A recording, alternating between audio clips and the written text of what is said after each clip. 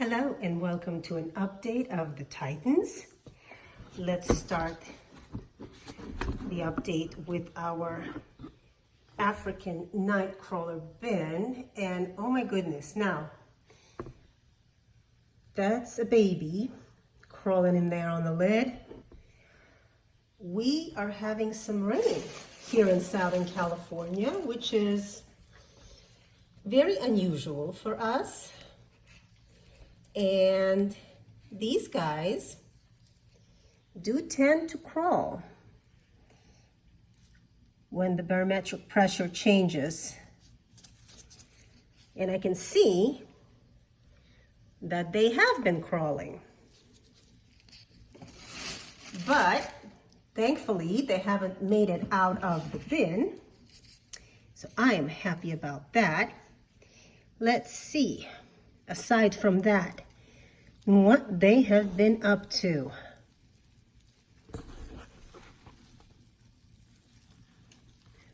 So the bedding looks like has been worked over pretty well. I think this is where we also fed. There's more bedding in here.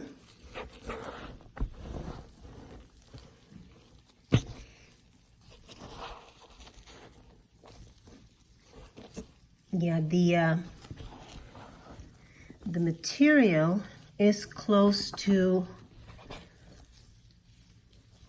harvesting, I would say. Look at the gorgeous big baby. And I believe this is where we fed, and we also added more bedding. So these guys have plenty of bedding, that's for sure. Especially if I am looking to get this bin ready for harvest. Baby boy. So I don't think I'm going to add any more bedding from now on. As I've mentioned before, I don't like for the material to get piled up too high in these bins. These are just 10-gallon bins. And when I do my horizontal migration, since I tend to pile the material up to one side, I really don't think that I should give them any more bedding. Let them work over the bedding that they have. Oh, gorgeous. I keep disturbing you guys. I just wanted to work some of the paper that is left into the castings. So I'm thinking then I'll just keep feeding here. And I'll just feed here and let these guys work through the bin, whatever is left of the bedding. I'm sure they will take care of. They seem to do a really great job with the carbon, much better than, oh, I didn't mean to get you there, little guy. Much better than my other worms, although no complaints really. All the worms, all the composting worms I find do a wonderful job with carbon and nitrogen. It's just that these guys are bigger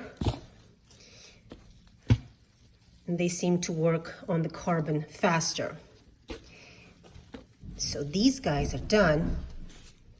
And now we're gonna go over to our European Nightcrawler bin. So here are my European Nightcrawlers, and I'm surprised that they're not crawling.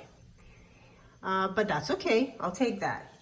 I'm excited about today because these guys are going into another system that I just got from Tom, the maker of Fermi bag. And this is the Fermi bag tote. I like that it is made to fit beautifully into my 10-gallon totes, the plastic totes that I already have. Oh, say that one fast 10 times. I have 10 gallons of a different, they're actually from, because they're different makers, they are slightly different, but they're all 10 gallons, and it just fits beautifully.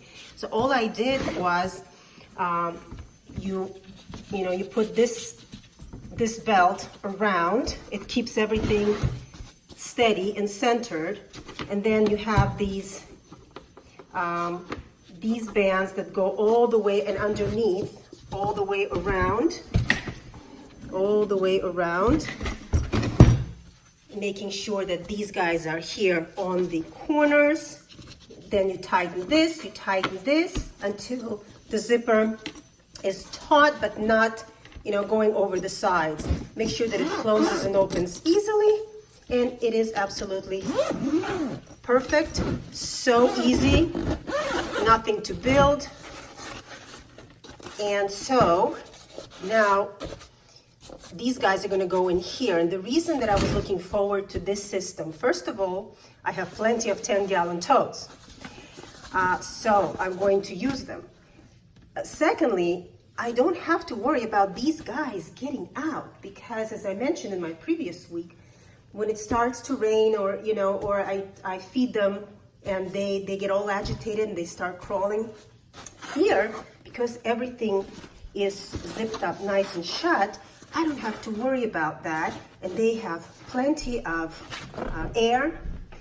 These cutouts remind me of my cutouts, and the cutouts that I do in my lids, all of my lids, you see? So it's perfect. I mean, I couldn't ask for anything better.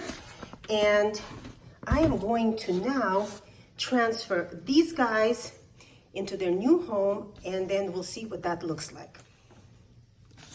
So as I'm doing this, just wanted to make a quick video. These guys you can see how big and chunky they are.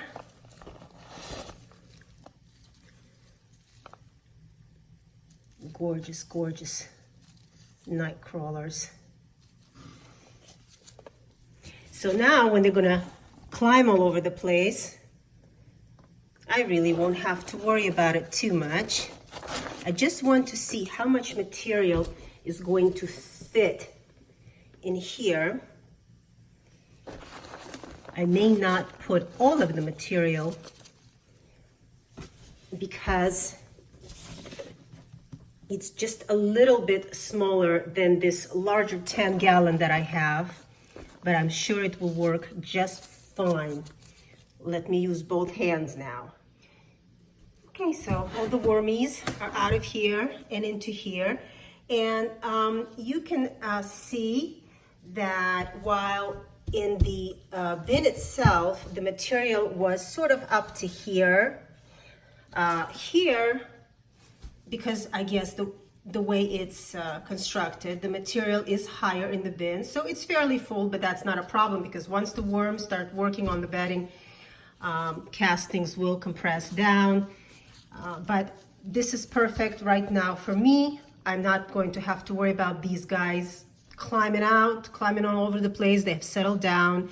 I actually found some cocoons and at least 2 babies that I saw. It's about time. I was beginning to wonder what was going on. I mean, with all the beautiful mature worms that I had in here, I was wondering where the hell all the babies were. So we're going to give these guys their food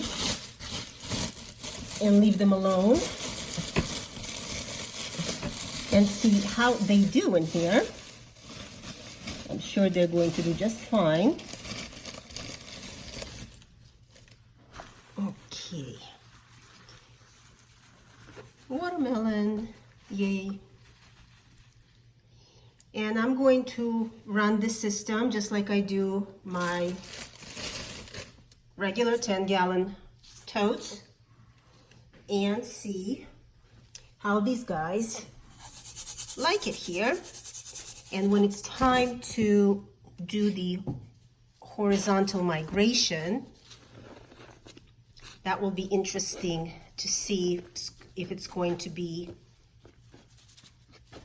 as easy for me to do it in here, since I'm piling up the material, as it is in the regular totes. I'm also going to see if I need to add extra moisture since this bag breathes really, really well. It breathes from the top, but also from the sides. You can see that there is space all the way around. So this is really good, especially for people who live in warmer, more tropical climates, and for people who are brand new and tend to run their bin slightly on the wet side and can't quite get the hang of it yet. I think this is a really good system to work with, and we shall see. But I'm really excited, and I'm going to, bring you out for updates, and we'll see how these guys are doing it here. So thanks for joining me, and we will see you next time.